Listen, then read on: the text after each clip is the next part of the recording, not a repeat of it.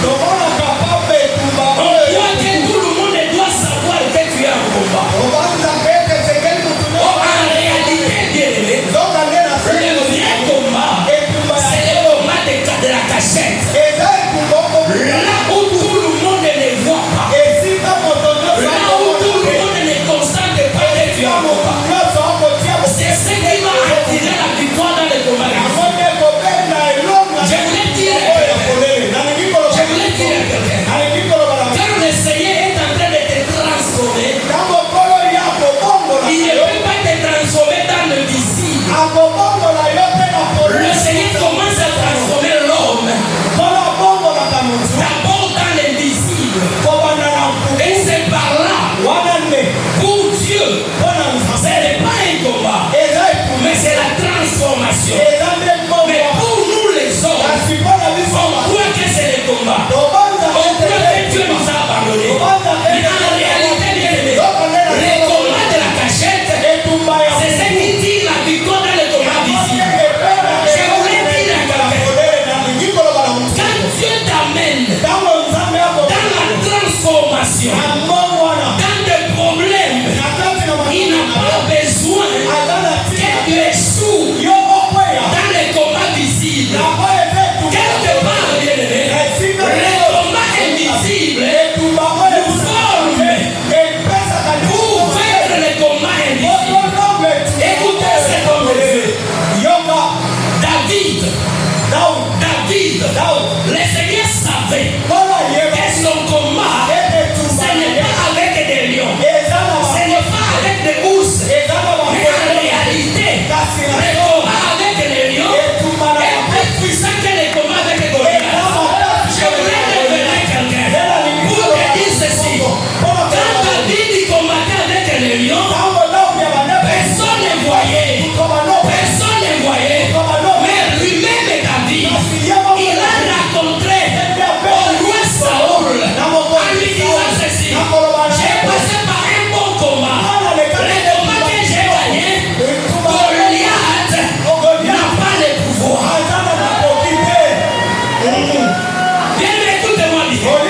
Quand maintenant David est venu, il a dit à Saoul, je sais que tu me sous-estimes. Je sais que tu regardes ma taille. Je sais que tu regardes mes moyens. Mais ce que moi je te dis, j'ai arraché les animaux de mon chef, de mon père, dans la bouche des lions. Et j'ai pris les lions, j'ai arraché. Je voulais dire à quelqu'un, le vrai combat, ce n'est pas ce que tout le monde voit. Mais le vrai combat, c'est ce que tout le monde ignore. Bien aimé, écoutez-moi bien. David, il savait déjà quel Dieu marche avec lui. Ce n'est pas Dieu, c'est la publicité. Ce n'est pas Dieu, c'est pas pour le mariage. Mais c'est un Dieu qui peut traverser l'autre côté des combats. David a dit, il a dit à Saoul, le Goliath, c'est juste un entraînement. Le vrai combat, n'était pas avec ça, avec Goliath. Lisons la parole. 1 Samuel, chapitre 17, verset 32 à 37.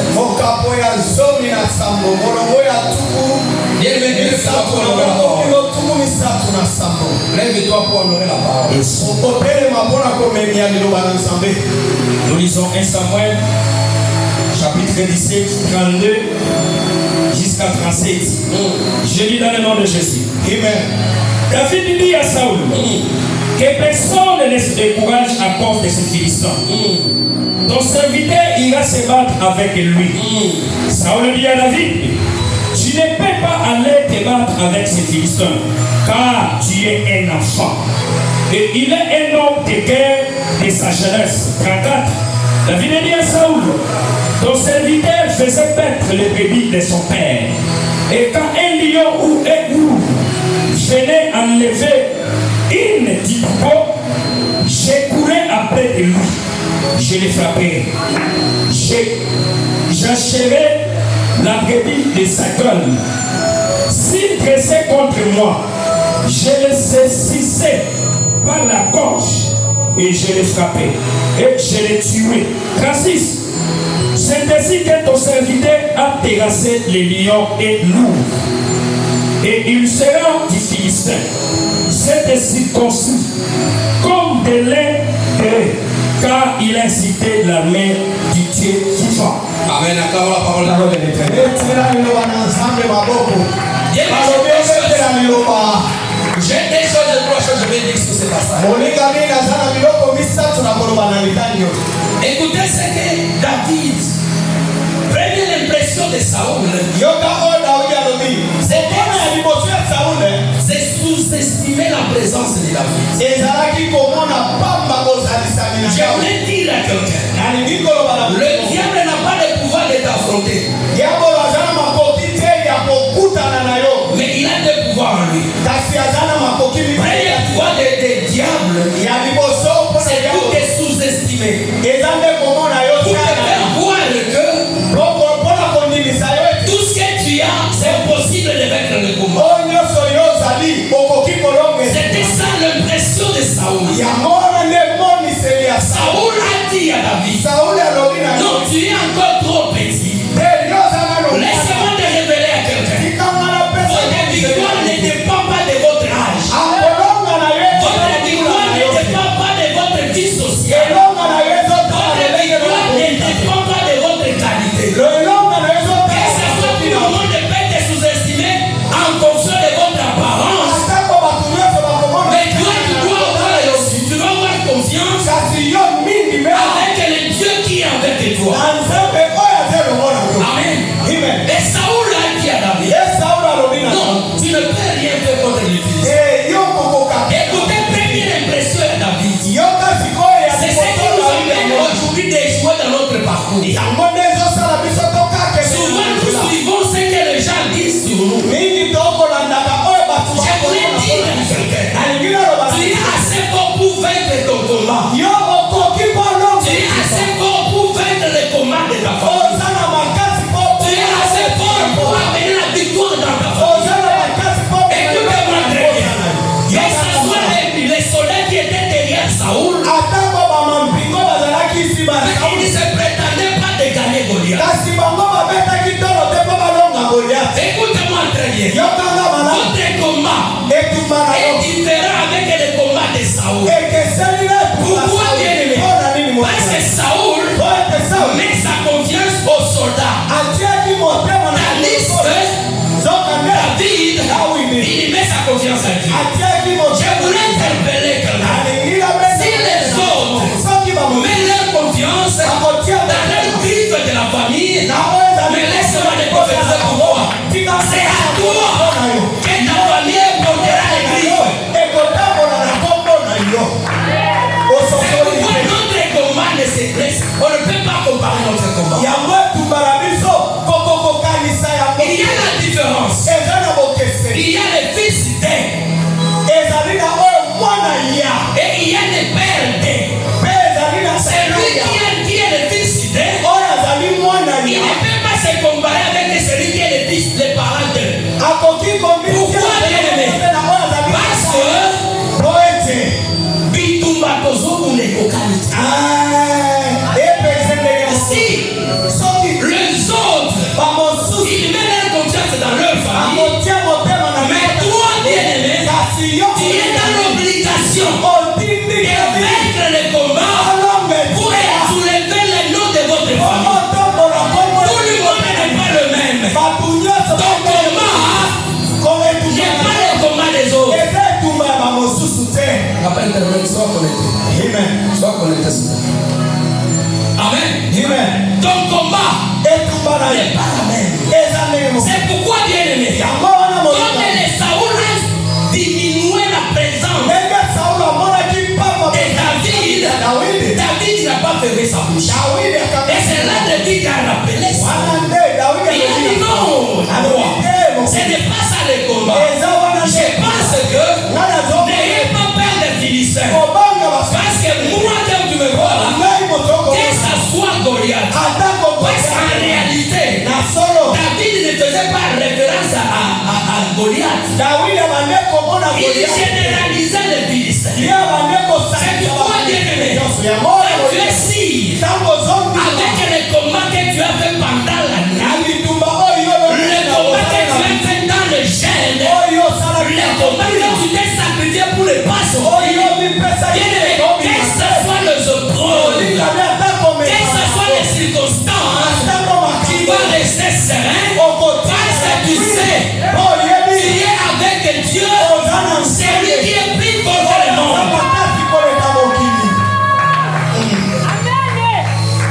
Écoute-moi bien. Quand tu connais les combats, que tu as gagné dans l'obscurité, les combats, que tu as gagné dans l'invisible, que ça soit, personne ne se met devant toi. Tu n'auras pas la peur.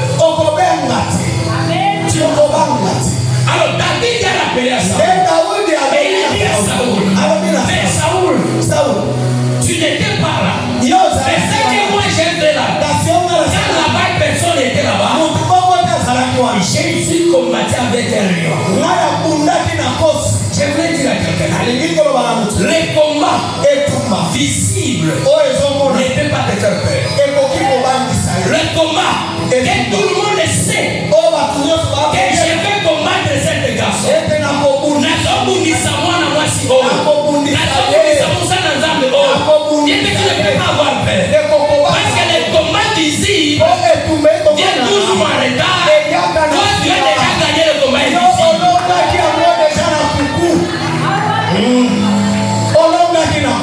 Les combats visibles ne peuvent pas te vaincre. Parce que toi tu as déjà gagné le combat invisible. Moi je voulais dire à quelqu'un, il a dit sa maman mon corps, il a dit sa papa mon corps, n'attends pas les combats, mais tu vas affronter les combats avant que les combats soient là. C'est pourquoi je voulais dire à quelqu'un, quand on te dit de prier, c'est comme si tu n'as rien devant toi. Si on te dit de gêner, tu dois gêner, c'est comme si tu es en plein combat. Il y a beaucoup de chrétiens. Pour gêner, pour prier, il faut qu'ils sachent qu'il a une problème. C'est comme ça les diables nous fait. Amen. Alléluia. Jésus savait. Quand il va commencer son ministère, il aura certainement la permission. Jésus n'a pas vaincu le diable parce qu'il était puissant. Ma Bible me dit ceci. Avant que le Seigneur commence son ministère, il est monté à la montagne pour 40 nuits et 40 jours. Et après avoir terminé, en réalité, le Seigneur n'a pas vaincu le monde sous la croix.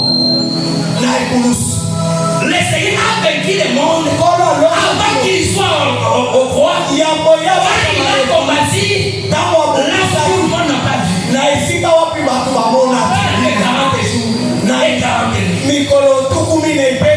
La croix, c'est juste que le monde croit. Mais en réalité, le vrai combat de Jésus, c'était pendant 40 jours et 40 nuits. C'est pourquoi après avoir vaincre le diable, ma Bible me dit ceci. Le diable a récupéré Jésus. Il lui a fait monter encore sur la montagne. Et il lui a monté les choses de ce monde. Le diable ne peut pas avoir la force de vaincre. Parce qu'il était déjà vaincu.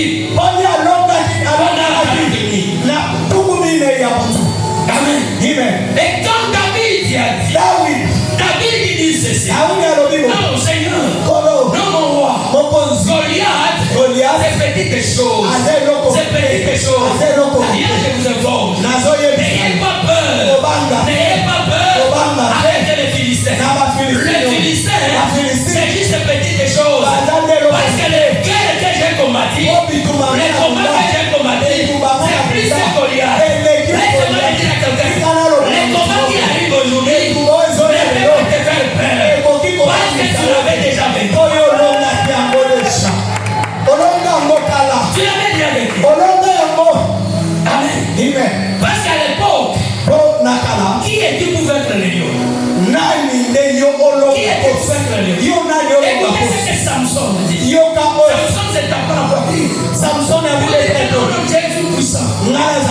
Donc j'ai arraché le lion. J'ai tué les mousses. Qui peut se mettre devant moi? Il me laisse mal te dire. Toi qui as vaincu 3 jours de jeûne et prière, 3 jours qui ne dort pas. Est-ce que le mariage peut avoir un problème devant toi? Est-ce que l'argent peut avoir un problème devant toi? Est-ce que le travail peut être un problème devant toi? Non, bien aimé, si tu prends les pouvoirs invisibles au sérieux, là où tout le monde échoue, toi tu le seras. C'est pourquoi je dis souvent, quand quelqu'un m'amène des prophéties, j'ai dit oui c'est bien, mais je me rappelle toujours combien de jours je ne dors pas.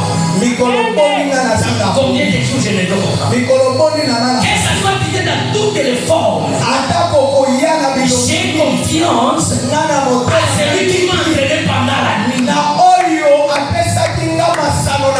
Écoute bien aimé, je voulais révéler quelque chose qui est très important. Tandis que David rappelle le roi que j'ai tué les lions, j'ai tué les ours, et le roi Saoul, il perd de David. Il perd de David. Mais je voulais vous révéler quelque chose qui est très important. Alors, au lieu de tuer les lions, il a pris les lions et les lions deviennent son ami. Les lions deviennent son ami. Mais il a vaincu le combat dans la prière. 3 jours, 3 fois par jour. Il s'appelle Daniel. Il s'appelle Daniel. Daniel, quand tout le monde est critiqué, quand tout le monde est condamné, lui il a vaincu le combat sur les genoux. Il a vaincu le combat dans la jeûne et prière. Il a prié jusqu'à ce qu'il a vaincu le combat. Écoutez-moi bien. Le combat de Daniel n'est pas comme le combat des autres. Toi, ton combat, c'est quand tu résistes dans la prière. Toi, ton combat, quand tu persévères dans la jeûne et prière. Écoutez-moi bien. Daniel, non seulement il s'est préparé pour vaincre les combats, mais il a donné sa vie. Écoutez ce qui est très important. David, il s'adressait au roi. Et il a dit ceci. J'ai vaincu les lions. Tandis que Daniel, il s'adressait aussi au roi pour dire ceci. J'ai un lion de tribu de Juda. J'ai un roi des rois. J'ai quelqu'un qui n'abandonne pas. Il s'appelle Yehoshua. Il s'appelle le Dieu qui ne joue pas. Il s'appelle, c'est un Dieu qui est vivant. Et le roi dit, parce que tu m'as désobéi, je vais te faire affronter avec les lions que Saoul David a arraché. Cette fois-ci, on va voir. Si toi tu as la force, comme David, écoutez ce que le roi a oublié. Le roi a oublié que Daniel a déjà vaincu. La Bible nous dit ceci. Le roi a pris Daniel. Il a autorisé. Il a